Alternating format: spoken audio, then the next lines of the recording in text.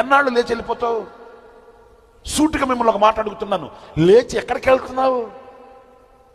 దేవుని ఇంటిని విడిచి, దేవుని సహవాసాన్ని విడిచి, దేవునితో ఐక్యతను విడిచి, దేవునితో అనుబంధాన్ని విడిచి నువ్వు ఎక్కడికి వెళ్తున్నావు?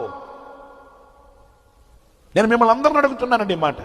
మరి ముఖ్యంగా ప్రభు బలలో పాలు పొందకుండా, బాప్తిసం పొందకుండా లేచి వెళ్ళిపోతున్నవే, వాళ్ళతో నేను సూటిగా అడుగుతున్నాను, దేవుని మాటగా అడుగుతున్నాను ఈ మాట. మీ మనసులో నొచ్చుకోవాలని అడుగుతున్నాను ఈ మాట. ఎంతకాలం లేచి వెళ్తావు అట్లాగా?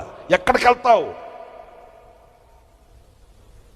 వెలుగున్న దేవుని ఇంటిని విడిచి చీకటి కలిగిన లోకంలోకి వెళ్తావా? ఆ చీకటి లోకం, చీకటి ప్రపంచం నాకు అవసరం లేదయ్యా, నీతో నాకు సహవాసం కావాలి, నీతో నాకు ఐక్యత కావాలి, నీతో నా అనుబంధం కావాలి, నీతో నేను బ్రతకాలయ్యా అని ఆయన రక్త మాంసములలో పాలు పొంది ఈ బలలో, నిర్మలమైన బలలో నువ్వు చేయి వేస్తావా? నువ్వు విమర్శించుకోవాలి.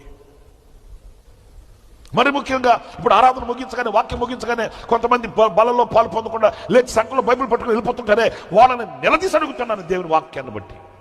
ఎంతకాలం నువ్వు చీకట్లోకి వెళ్తావు? నీ శరీరంలో అవయవాలు పనిచేస్తున్నప్పుడే శిరస్సు వంచి నమస్కరించి ప్రభు రక్తమాంసములలో పాలు పొంది నిత్య జీవము గలవాడవగుటకు నువ్వు ఆయన సన్నిధిలో కూర్చుంటావా? నాకు అవసరం లేదు ఆయనతో సహవాసం అని లేచి వెళ్ళిపోతావా? ఎంతకాలం లేచి వెళ్తావా? ఒక రోజున ఆపద నీకు కలిగినప్పుడు నీ దగ్గర నుంచి దేవుడు కూడా లేచి వెళ్ళిపోతే నీ స్థితి ఏంటి?